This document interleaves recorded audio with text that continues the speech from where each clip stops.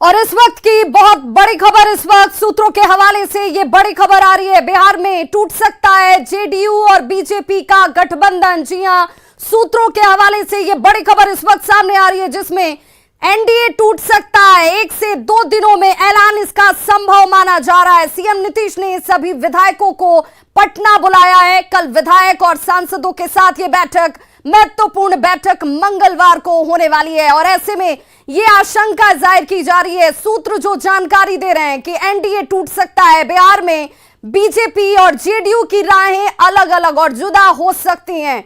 ये बड़ी खबर इस वक्त सूत्रों के हवाले से आप इस वक्त देख रहे हैं। बिहार में बीजेपी और जेडीयू अलग हो सकते हैं। 1 से 2 दिनों में इसका ऐलान संभव माना जा रहा है। जेडीयू और बीजेपी की राहें अलग हो सकती हैं। और हमारे साथ इस वक्त political editor CNN Maria Shakeel जुड़ चुकी हैं। मारिया शकील, इस वक्त के हालात और इन हालातों से पैदा हो रहे संकेत क्या कहते हैं? जो इंडिकेशन साफ तौर पे दिख रहा है, अब अलायंस बहुत ही ट्रिकी सिचुएशन में है और हम ये साफ तौर पे बोल सकते हैं क्या शायद 48 से 72 घंटों में कुछ एक मेजर डेवलपमेंट हो सकता है बिहार के कॉन्टेक्स्ट में, बिहार की सियासत में। जो नीतीश कुमार ने जो कल नीति आयोग की मीटिंग स्किप की है, उस पर बहुत ज्यादा आप विजुअली आप एम्फसाइज करें, क्योंकि बिहार चीफ मिनिस्टर नीतीश कुमार का वहां पे मीटिंग में नहीं मौजूद होना और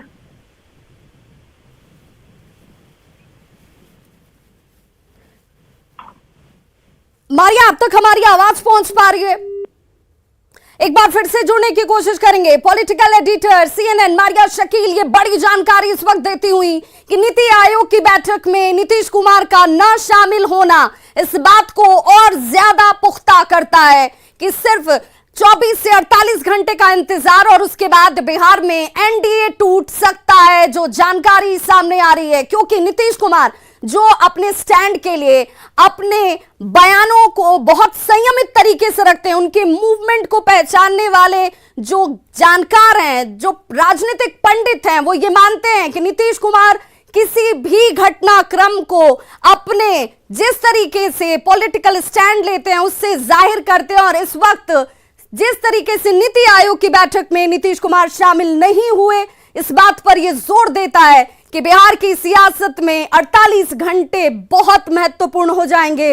और हमारे साथ एक बार फिर से जुड़ गई हैं political editor CNN Maria Shakeel. Maria, क्या हम ये मानकर चलें, क्योंकि बिहार में हमेशा से कहा जाता है कि नीतीश कुमार जो बहुत संयमित रहते हैं, उन्हें जानने परखने वाले और पॉलिटिकल जानकार हमेशा कहते रहे हैं कि वो जो भी करते हैं उसके पीछे उनका कैलकुलेशन बहुत तगड़ा होता है, बहुत महीन होता है। और महीन लाइन को समझने वाले लोग ये कह रहे हैं कि नीति आयोग की बैठक में नहीं जाना नीतीश कुमार के लिए बहुत बड़ा एक संकेत बिहार की राजनीति में।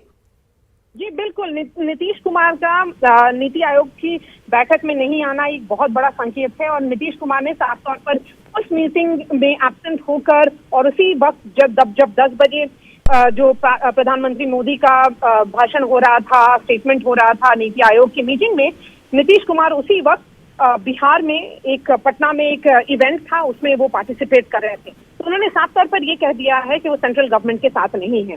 अगर आप कल ललन सिंह की जो प्रेस कॉन्फ्रेंस थी उसकी बात करें तो साफ तौर पे ये भी दिख रहा है कि ललन सिंह ने बहुत ही बहुत ही कंस्पिरेसी की बात की है और कहा है कि 2020 में जो चुनाव हुआ था, जिसमें जेडीयू के करीब 43 एमएलए ही जीत पाए थे, वो एक लार्जर कंस्पिरेसी था और ये कंस्पिरेसी वो सही टाइम पर बताएंगे।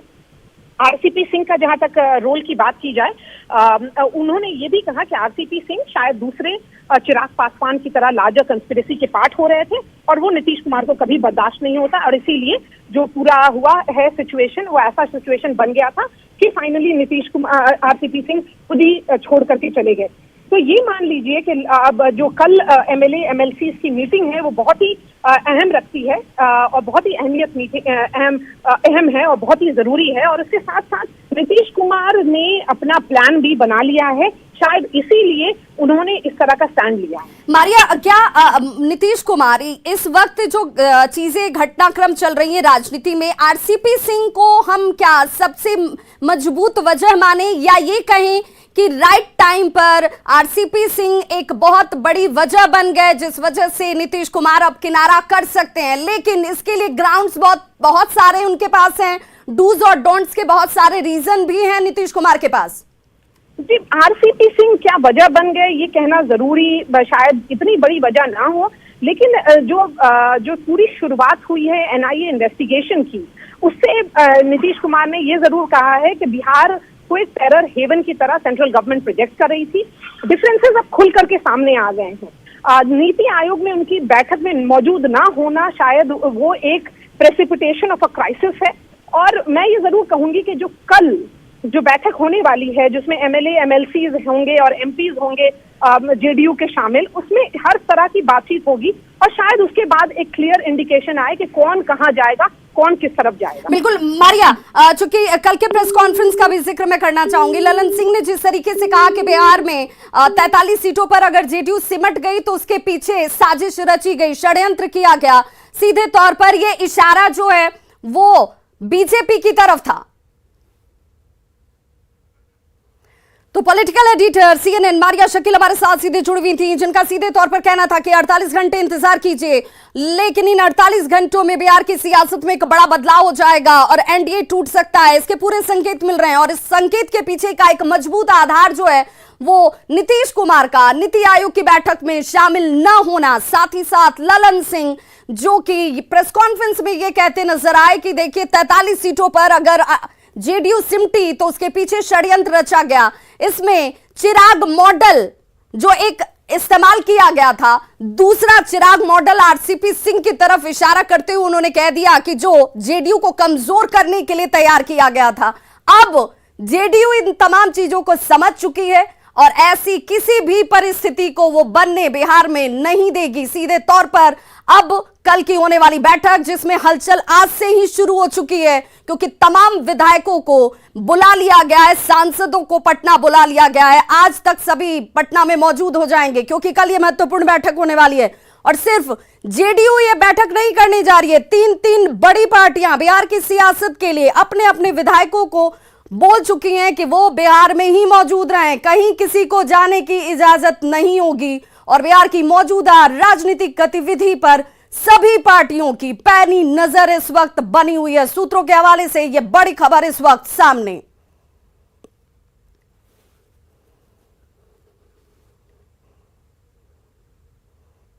तो जेडीयू और बीजेपी गठबंधन टूट सकता है, यह बड़ी जानकारी 1 से 2 दिनों में ऐलान इससे संभव है और सूत्रों से यह बड़ी जानकारी इस वक्त सामने आ रही है। अगला 3 दिन सियासत के लिहाज से बेहद महत्वपूर्ण और बड़ा। जेडीयू मंगलवार को बैठक करने जा रही है, कल का यह दिन मंगलवार। आरजेडी ने भी विधायकों को पटना में बुला लिया है और शकील अहमद खान कांग्रेस विधायक हमारे साथ इस वक्त जुड़ चुके हैं। शकील साहब, 3 बड़ी पार्टियों की तरफ से बैठक का बुला लिया जाना मंगलवार, क्या ये माने कि मंगलवार बहुत भारी है सभी पार्टियों पर? नहीं, हम लोग इस बात को नहीं मानते हैं। हम ये मानते हैं कि भारतीय जनता पार्टी का पूरा प्रयास रहता है कि जहां कहीं भी सरकार हो वो अपनी ही सरकार पूर्णतः चाहती है, वो किसी की आइडेंटिटी बरकरार रखना देना चाहती नहीं है। नंबर 1, हम लोग यदा कदा आपस में बैठते भी हैं और कांग्रेस पार्टी अपने मेंबरान के साथ, असेंबली मेंबरान के साथ बैठती है, तो उसको वही प्रक्रिया माना जाए। असाधारण बात यह है कि भारतीय जनता पार्टी के अंदर कुलबुलाहट हो सकती है। हम लोग स्थिरता से चीजों को देख रहे हैं। नीतीश कुमार की कल सोनिया गांधी से बातचीत हुई है, इसकी जानकारी तो आपको भी होगी। इस पे मैं कोई टिप्पणी नहीं करता। हमारे यहाँ एक काम करने का अपना चलन है। वो आप बात जो हमारे जनरल सेक्रेटरी इंचार्ज हैं, जो आज 4 बजे शाम को आने वाले हैं, उनसे आप कह सकते हैं। शकील साहब, आपकी पार्टी को किस तरह का निर्देश दिया गया है पार्टी आला कमान की तरफ से? नहीं, हमारी पार्टी के तमाम एमएलए आज बैठेंगे शाम को, सभी अपने अपने क्षेत्रों में। चूंकि कल एक महागठबंधन का हम लोगों का ये था, प्रदर्शन था, प्रतिरोध मार्च था, और चूंकि 9 तारीख से 15 तारीख तक पहले से घोषित कार्यक्रम 75 किलोमीटर पैदल चलने का है पूरे देश के हर जिले में, तो उसकी तैयारी में लगे हुए थे। लेकिन आज शाम को सब लोग यहाँ पटना में मौजूद रहेंगे। शकील साहब, आपको नहीं लगता कि बिहार की राजनीति में बेवजह तो कुछ भी नहीं होता और अचानक से इतनी बड़ी सियासी हलचल होना, जेडीयू का अपनी पार्टी के विधायकों को, सांसदों को एक जगह पे पटना में बुला लेना, आरजेडी अब ये कह रही है कि वो भी अपने विधायकों को 3 दिनों तक कहीं नहीं जाने का निर्देश दे चुकी है, आपकी भी पार्टी की तरफ से अब बैठक ये होने वाली है, तो ये सब कुछ कोइंसिडेंस तो नहीं दिखता है? नहीं, ये सब बहुत ही शुभ संदेश है और भारतीय जनता पार्टी को यह भी लगना चाहिए कि उसके विचारधारा के खिलाफ बहुत सारे लोग अभी देश में और बहुत सारे राज्यों में लोग हैं जो उसने जिस तरह के परिपाटी चलाई है और जिस तरह का समाज और देश और रखा है सामने हम लोगों के, तकलीफ से भरा हुआ समाज, उस पर चर्चा तो होती रहनी चाहिए। उसको इस बात का एहसास साहब, आपकी राजनीतिक समझ बहुत अच्छी है, इसलिए मैं आपसे ये जानना चाहती हूँ कि ये शुभ संकेत क्या है, ये शुभ संकेत क्या दे रहे हैं? ये शुभ संकेत ये है कि भारतीय जनता पार्टी को ये समझ में आना चाहिए, जो बार बार मैं कह रही है, समझ में आना चाहिए कि वो हल्के में ना लिया करे किसी को। ये अपने सहयोगी पार्टी को भी हल्के में ना लें और किसी को भी हल्के में ना लें। बिल्कुल बिल्कुल शकील अहमद साहब, खरमास से पहले ही ये शुभ संकेत सामने आ जाएंगे? अब ये खरमास के पहले देखिए, मैं एक बात कहता हूँ, देखिए मैं हमेशा एक बात कहता हूँ, हर मौसम है प्यार का मौसम, क्या रखा है संयोग को बहुत मानते हैं शकील अहमद साहब, आप तो ये समझते होंगे कि बिहार में सब कुछ पंडित, शुभ मुहूर्त, संयोग बहुत मानते हैं। मैंने आपको एक शेर का एक टुकड़ा सुनाया कि हर मौसम है प्यार का मौसम, क्या रखा है सावन में। तो मिलन जुलन तो हर समय अच्छे काम के लिए हर रोज शुभ है। चलिए, हर रोज शुभ है, इसीलिए आने वाले वक्त में, मतलब इन 3 दिनों में ये शुभ जो भी है वो सामने आ जाएगा। जाहिर सी बात है कि और आप लोगों को सबसे पहले पता चल जाएगा। चलिए, बहुत बहुत शुक्रिया हमारे साथ जुड़ने के लिए। शकील अहमद साहब ये कह रहे थे कि बस कुछ इंतजार कीजिए और गलतफहमी मत पालिए। सीधे तौर पर उन्होंने कहा कि बीजेपी को कभी भी गलतफहमी नहीं पालनी चाहिए थी, क्योंकि जो हो रहा है वो बीजेपी की वजह से हो रहा है। और अब ये 3 दिन जिसमें बहुत कुछ शुभ होने वाला है, अब शुभ किस लिहाज से होने वाला है, जिसकी तरफ शकील अहमद साहब भी इशारा कर रहे हैं, क्योंकि कांग्रेस ने भी अपने विधायकों को बुला लिया है, सभी विधायकों को पटना बुलाया गया। और यही राजनीतिक मूव जो है, जिसे कहा जाता है कि सियासत में टाइमिंग बहुत मायने रखती है, और अब ये टाइमिंग ये इशारा करती है कि यहां पर एनडीए ज्यादा दूरी तक या ज्यादा वक्त तक टिक नहीं पाएगी, क्योंकि अब ये संकेत सामने आने शुरू हो चुके हैं। और जो बड़ी जानकारी सामने है उसमें यही कि सभी पार्टियां, अब सिर्फ 3 पार्टियां ही नहीं, बिहार की सभी पार्टियों की तरफ से, जो बड़ी पार्टियां हैं उन पार्टियों की तरफ से अपने अपने विधायकों को पटना में बुलाया गया है, पटना में रहने के निर्देश उन्हें दिए गए हैं। और सियासत के लिहाज से ये 3 दिन बेहद खास और बड़े और महत्वपूर्ण हो जाते हैं। बिहार की मौजूदा राजनीतिक गतिविधि पर सभी पार्टियों ने अपनी अपनी नजर बना रखी है। तो सूत्रों के हवाले से ये बड़ी खबर देखिए, ये बड़ी खबर ये है कि एनडीए टूट सकता है, बिहार में एनडीए टूट सकता है। और 3 दिन, सिर्फ 3 दिन का 24 घंटे से लेकर 72 घंटे जो है वो बहुत महत्वपूर्ण हो जाते हैं। जेडीयू और बीजेपी की राहें अलग हो सकती हैं। 1 से 2 दिनों में इसका ऐलान संभव हो सकता है। नीतीश कुमार का नीति आयोग की बैठक में शामिल न होना इस बात के पुरजोर इशारा करते हुए कि नीतीश कुमार नीति आयोग की बैठक में अगर नहीं गए तो उन्होंने अपनी नाराजगी जाहिर कर दी। अब ये नाराजगी क्या इससे ज्यादा बर्दाश्त से बाहर की थी, इसीलिए अब ये तमाम चीजें सामने आती हुई। कांग्रेस प्रभारी पहुंच रहे हैं पटना, ये बड़ी खबर इस वक्त सामने आपके टीवी स्क्रीन पर। दिल्ली से पटना के लिए रवाना हो चुके हैं कांग्रेस प्रभारी, और सब पार्टियों की नजर इस वक्त जेडीयू की बैठक पर जाकर टिक गई है। कांग्रेस प्रभारी पटना पहुंच रहे हैं कांग्रेस की तरफ से, हालांकि सभी ने चुप्पी साध रखी है। क्या होने वाला है, क्या बड़ा होने वाला है, कांग्रेस प्रभारी को बातचीत की जानकारी नहीं है। बातचीत सोनिया गांधी और नीतीश कुमार के बीच में हुई है, जो सोर्सेस हमारे बताते हैं, लेकिन सीधे तौर पर उन्होंने कहा कि मुझे इसकी जानकारी नहीं है। बिहार के कांग्रेस प्रभारी भक्त चरण दास पटना के लिए रवाना हो चुके हैं। कांग्रेस प्रभारी पटना पहुंच रहे हैं और ये बड़ी हैपनिंग इस वक्त बिहार की सियासत में। बिहार की सियासत को जानने वाले, समझने वाले और करीब से देखने वाले इस बात पर हमेशा से जोर देते रहे हैं कि सोनिया और नीतीश कुमार की बातचीत पर चुप्पी भी अपने आप में बहुत कुछ साफ करती है कि क्या आने वाले वक्त में एनडीए से अलग होकर अब दूसरा प्लान बी नीतीश कुमार ने तैयार कर रखा है। अब इस प्लान बी को किस वक्त सामने लाया जाता है? क्या अब बिहार में बीजेपी और एनडीए अलग अलग हो जाएंगी, उनकी राहें अलग होंगी? सोनिया गांधी और नीतीश कुमार के बीच बातचीत पर हालांकि कोई भी कुछ भी बोलने से इस वक्त इनकार कर रहा है।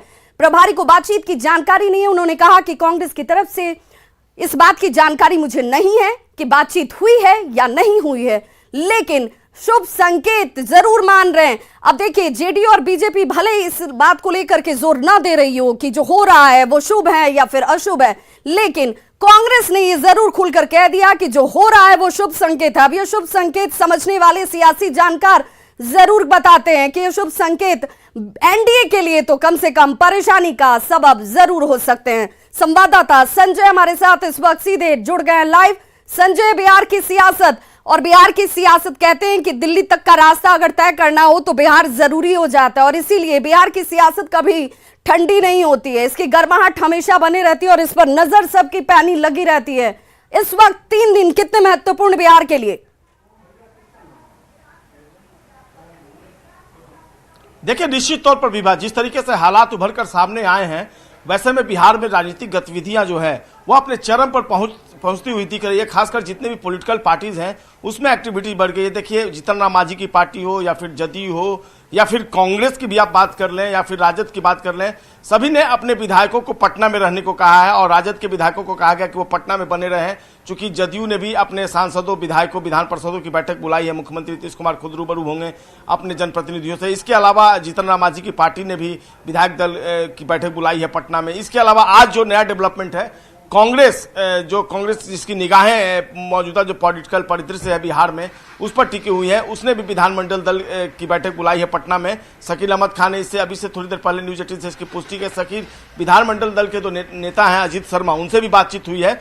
उन्होंने कहा कि दोपहर बाद वो पटना पहुंच रहे हैं और सभी विधायकों को जो मौजूदा राजनीतिक गतिविधियां डेवलप की हैं, डेवलपमेंट जिस तरीके से हुआ उसमें कांग्रेस के विधायकों को कहा गया है कि वो पटना में बने रहें, क्योंकि सबसे ज्यादा चोट अगर पहुंचता है और सबकी निगाहें अगर सबसे ज्यादा रहती है तो कांग्रेस के विधायकों पर रहती है। और कांग्रेस के 19 विधायक हैं जो निश्चित तौर पर इस जो महत्वपूर्ण जो एजेंडा है अगर पॉलिटिकल पार्टीज का देखें और जो मौजूदा परिस्थितियां उभर कर सामने आई हैं उसमें कांग्रेस विधायकों की भी भूमिका अहम हो सकती है। बिल्कुल संजय, जो राजनीतिक जानकार हैं वो ये बात कह रहे हैं कि नीतीश कुमार का नीति आयोग की बैठक में न जाना उनकी नाराजगी को तो जाहिर करता ही है। अब नीतीश कुमार के स्टैंड को भी क्लियर कर रहा है कि नीतीश कुमार नाराज चल रहे थे लंबे वक्त से, बीजेपी को लेकर उनकी नाराजगी भले ढपे छिपे ही आ रही हो लेकिन आ रही थी। और नीति आयोग की जो रिपोर्ट आती रही है बिहार को विकसित राज्यों की श्रेणी में नीचे रखने को लेकर के भी, उस पर भी उनकी नाराजगी खुलकर दिखती रही है।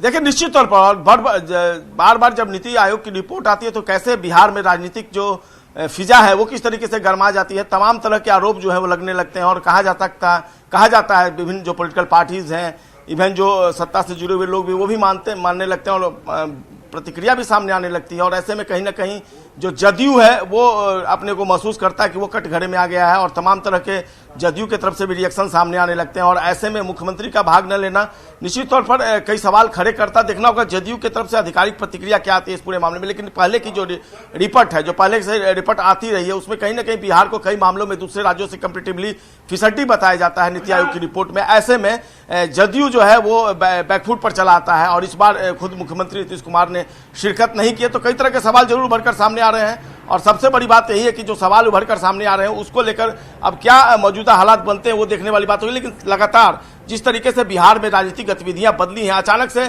चिराग पासवान हो या आरसीपी सिंह हो, ललन सिंह ने उन पर जरूर निशाना साधा, लेकिन सब यह समझ रहे हैं, जो राजनीतिक विश्लेषक है, राजनीति के जानकार हैं, वो समझ रहे हैं कि असल निशाना कहां साधा गया है, ये बताने की जरूरत नहीं है। तो निश्चित तौर पर जो राजनीतिक तलखियां हैं वो उभर कर सामने आई और खासकर जिस तरीके से जेपी नड्डा और अमित शाह बिहार पहुंचे थे, उन्होंने कहा कि 2024 या 2025 जदयू या भाजपा, जदयू उस समय भी सहभागी रहेगी और दोनों पार्टियां मिलकर चुनाव लड़ेंगी, साफ तौर पर यह कहा गया था।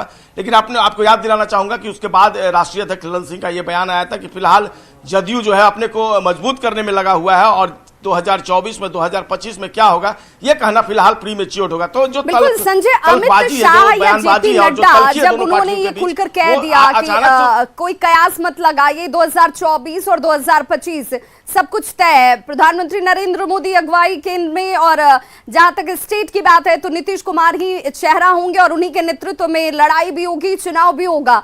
लेकिन क्या ये काफी नहीं था नीतीश कुमार की नाराजगी को दूर करने के लिए, या नीतीश कुमार अब सहज ही नहीं थे कि बीजेपी के साथ स्टेट में रहकर सत्ता चलाई जा सके? देखिए, सभी पार्टियों का अपना पॉलिटिकल लाइन है। जिस तरीके से बयान आया, जेपी नड्डा हो या अमित शाह, उनका बयान आया, उसके बाद ललन सिंह की क्या प्रतिक्रिया थी राष्ट्रीय अध्यक्ष के तौर पर आपने सुना होगा। और न्यूज 18 ने सबसे पहले इस खबर को दिखाया कि ललन सिंह ने साफ तौर पर कहा कि जदयू फिलहाल अपने को स्ट्रांग करने में लगा हुआ, क्योंकि कल उन्होंने कह दिया कि एक तरीके से साजिश चल रही थी, चिराग मॉडल की चर्चा कर दी। ये साजिश करने वाले कौन थे ये उन्होंने नहीं बताया। और उन्होंने देखिए क्या महत्वपूर्ण बात कही, समय आने दीजिए, इंतजार कीजिए, जब समय आएगा तो इस बात का भी खुलासा कर दिया जाएगा। संजय, ये समय 3 दिनों के बाद आ जाएगा, जब माना जा रहा है कि एनडीए टूट सकता है, बीजेपी और जेडीयू की राय अलग हो सकती हैं, प्लान बी नीतीश कुमार की तरफ से तैयार होगा, और जैसे ही ये प्लान बी सामने आएगा उसके बाद तल्खियों के बयान जो हैं वो सामने आने शुरू हो जाएंगे, षड्यंत्र के पीछे का चेहरा और नाम सामने आने लगेगा। देखिए, जिस तरीके से ललन सिंह ने कहा है तो इस बात की जो संभावना है, जो राजनीतिक विश्लेषक है वो जता रहे हैं कि आने वाले दिनों में कुछ न कुछ बिहार में सियासी खिचड़ी पकेगी, इस बात से इंकार नहीं किया सकता। आखिरकार ललन सिंह किस मौके के इंतजार में है जबकि वह सार्वजनिक रूप से सारी बातों का खुलासा करेंगे? मतलब साफ है कि जितना सहज रूप में वो बोल रहे हैं उतना सहज नहीं है, और आने वाले दिनों में कुछ न कुछ खिचड़ी पकेगी। वो किस समय का इंतजार कर रहे हैं ये बाकायदा इसके बारे में खुले तौर पर जब वो जानकारी देंगे तो ये ललन सिंह ही या फिर जदयू के जो वरिष्ठ नेता हैं वो बता पाएंगे कि आखिरकार किस समय का वो इंतजार कर रहे हैं। ये समय कौन होगा? क्या जदयू के नेता जो है इसको तय करेंगे ये समय, और वो समय में क्या बिहार में एक बड़ा राजनीतिक परिवर्तन होगा? ये तमाम तरह की बातें जो है वो अतीत भविष्य के गर्भ में है, और आने वाले दिनों में किस तरह का पॉलिटिकल डेवलपमेंट होता है जब सार्वजनिक तौर पे भले ही आज आरसीपी सिंह और चिराग पासवान पर निशाना साधा जा रहा हो, लेकिन निशाने के केंद्र बिंदु में, निशाने के मूल में कौन है यह समझना कोई मुश्किल काम नहीं है। हर राजनीतिक विश्लेषक हो या पॉलिटिकल पार्टीज के नेता हो, और जिस तरीके से राजनीतिक गतिविधियां बढ़ी हैं, देखना होगा खरवास आने वाला है 12 तारीख के बाद, तो क्या खरवास के पहले कुछ राजनीतिक गतिविधियां बिहार में? एक और बात सामने आई है कि नीतीश कुमार की लगातार बातचीत हो रही है, जो कांग्रेस के नेताओं से बातचीत हुई है मेरी, कि सोनिया गांधी के भी वो टच में है और कुछ एक एजेंडा है जिसको लेकर बातचीत हुई है सोनिया गांधी से। हालांकि ये भी बताया कांग्रेस नेताओं ने कि बराबर सोनिया गांधी से उनकी बातचीत होती रहती है, और उनकी तबीयत को लेकर या पॉलिटिकल डेवलपमेंट को लेकर भी वो बातचीत करते रहते हैं। लेकिन संजय, सियासत में टाइमिंग को लेकर ही सबसे बड़ा सवाल उठता है कि ये बातचीत और हाल चाल जानना या सेहत के बारे में चिंता जाहिर करना या उस पर सामने वाले की प्रतिक्रिया या बातचीत को आगे बढ़ाना, टाइमिंग पर ही अब ये सवाल आकर टिक जाता है। इस बड़ी खबर पर लगातार और दिन भर हम बने हुए हैं, आप हमारे साथ जुड़े रहें, इस पर लगातार हम अपने दर्शकों को अपडेट देते रहेंगे। अगला 3 दिन बिहार की सियासत के लिए बेहद खास, महत्वपूर्ण, और इस पर हर एक जानकारी न्यूज 18 आप तक सबसे पहले। जेडीयू मंगलवार को बड़ी बैठक करने जा रहा है जिसमें आरजेडी की तरफ से भी अपने विधायकों को बुला लिया गया है। राजधानी पटना में सियासी हलचल बेहद तेज, सभी को पटना में रहने के निर्देश दिए गए हैं, यानी कि 3 दिनों तक बिहार में पटना जो केंद्र बिंदु बनकर दिखेगा आपको। कांग्रेस ने भी अपने विधायकों को कह दिया है कि आप पटना में ही कैंप करें। मंगलवार बेहद महत्वपूर्ण दिन, और सियासी हलचल देखिए जिस तरीके की बनी हुई है बिहार की सियासत में, वो 3 दिनों तक ये हलचल, और इन 3 दिनों में क्या खरबास से पहले सारी स्थितियां साफ हो जाएंगी, बीजेपी और जेडीयू की राहें अलग हो जाएंगी, एनडीए टूट जाएगा, और इसके बाद किस तरफ इशारा कर रहा है ये पूरे घटनाक्रम पर न्यूज 18 बिहार झारखंड की नजर लगातार बनी हुई है। एक छोटा सा अंतराल, फौरन होंगे वापस, आप बने रहिए हमारे साथ।